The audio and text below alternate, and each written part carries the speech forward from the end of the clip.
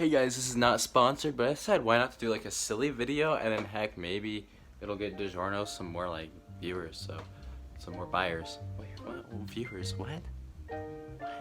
Anyway, today, since I'm home alone, I'm going to be showing you guys how to cook DiGiorno self-rising pizza. Things that you will need is obviously the pizza itself. It'll come in a box if you get it from Sam's of pack 3, and it will look like this, basically. It'll be in a package, and it's going to be cardboard.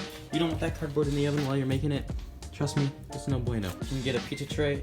Sometimes we just put it on the oven rack directly, but if you're too scared of making a mess like I am, you just don't deal with that bullcrap. That's stupid. So, turn your oven on 400. Wait for it to preheat. When the light goes off, I think is when it's ready.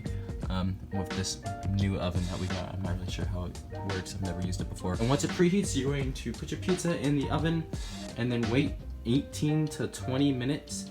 I'd heard nothing about speed bake on the box. So if that's what you're supposed to do, I'm sorry. I don't know what I'm doing. Well, hopefully it doesn't matter. Anyway, we'll see how it goes when you don't do quick bake. So just to get prepared, let's find a pot holder you want to set on the table, because this thing's going to be hot as heck and you don't want it to ruin your table.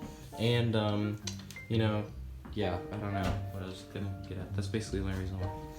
Make sure you have the soda ready too, because you never know. You want some soda. Now you go play Call of Duty Black Ops 2, because you literally have nothing else to do with your life until your oven preheats. Burning paint, correct? Alright, now time to open our pizza and then put it in the oven. Always throw away your mess. I hate when people don't do this. It triggers me beyond belief. And I set a timer for 20 minutes to come back and check to see how far the pizza's done. I think I needed it on speed bake, but